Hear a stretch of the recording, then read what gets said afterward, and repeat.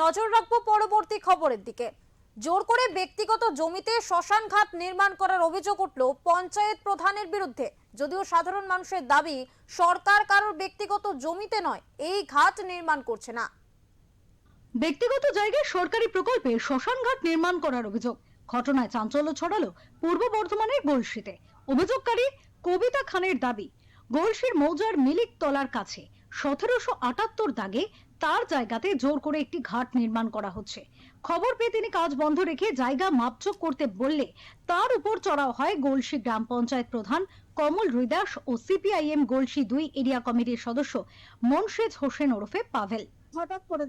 হঠাৎ করে গিয়ে দেখছি যে মানে কেউ আমাকে বললো যে তোদের জায়গায় এরকম ভাব জায়গাটা করছে।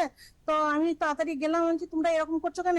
বলছে যে মানে আমাকে খুব দেখাচ্ছে, করবো আমাদের জায়গা। আমি বলছি তোমাদের জায়গা কেন? এটা তো আমার জায়গা, তোমরা এরকম ভাব করে জোর জবরদস্তি করে নিচ্ছ।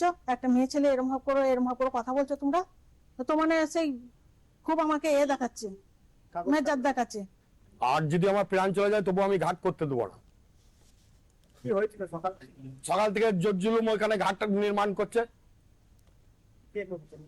কমল আছে আমাদের প্রধান সাহেব, কমল আছে, আরো খানিক পাড়া প্রতিবেশী লোক নিয়ে এইসব জোর জুলুম আমাদের উপরে করছে।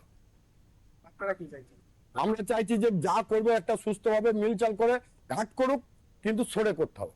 তবে সিপিআইএম নেতা মনশেজ হোসেন ওই অভিযোগ উড়িয়ে দাবি করেন ওর জায়গায় ঘাট করা হয়নি। পঞ্চায়েতের আমিন এসে যখন মেপে গিয়েছে তখন সবাই উপস্থিত ছিল। বহুকাল থেকে ওখানে ঘাট ছিল। পুকুর মালিক নিজেই ঘাট করার জন্য জায়গা ছেড়ে রেখেছেন। হচ্ছে এই জায়গাটাতে ঘাটের জায়গা, পঞ্চায়েতের আমিন মেপে উভয় পক্ষকে ডেকে, যাদের যাদের আশেপাশে জায়গা রয়েছে সকলকে ডেকেই মেপে সবাইকে বুঝিয়ে দেওয়া হয়েছে যে তার নিজের নিজের জায়গার যা মাপ চৌহদ্দি বুঝিয়ে দেওয়া হয়েছে।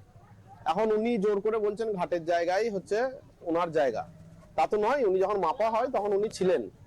এবং এই যে কামানোর জায়গা, এখানে হচ্ছে হিন্দু সম্প্রদায়ের যারা মানুষ তাদের বাড়ি থেকেও মারা গেলে অশৌচের কাজ এই ঘাটি দীর্ঘদিন ধরে হয়। মোটামুটি 200-250 বছর ধরেই হচ্ছে সেই কাজ হচ্ছে। সুতরাং দীর্ঘদিন ধরে এটা পুকুর ঘাট হিসেবেই পরিচিত, সেখানেই ঘাটের জায়গাতেই ঘাট হচ্ছে।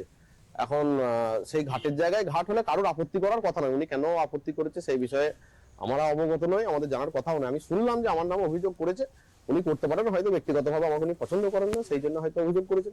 কার্যত ঘাটের ঢালাইয়ের কাজ শুরু হবার পরেই কবিতা খান ও তার স্বামী রফিক খান গলসি থানা, গলসি 2 বিডিও এবং ব্লক বিএলআরও কে লিখিত অভিযোগ দায়ের করেন। পঞ্চায়েত প্রধান কমল রুইদাস জানান, মানুষের কাজ করতে গেলে তো অভিযোগ আসবে।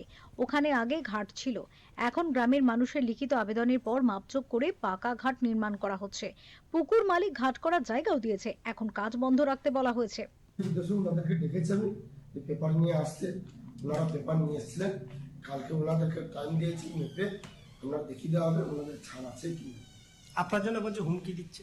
হুমকিটা ওনারা বলছেন হুমকি তো সাধারণ মানুষ সেটা জবাব দেবে, বা রাজনীতির কাজ করতে গেলে ওনারা বলছে।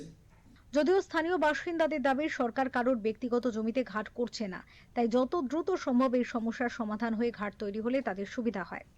পূর্ব বর্ধমান থেকে আমজাদ আলী শেখের রিপোর্ট, ওঙ্কার বাংলা।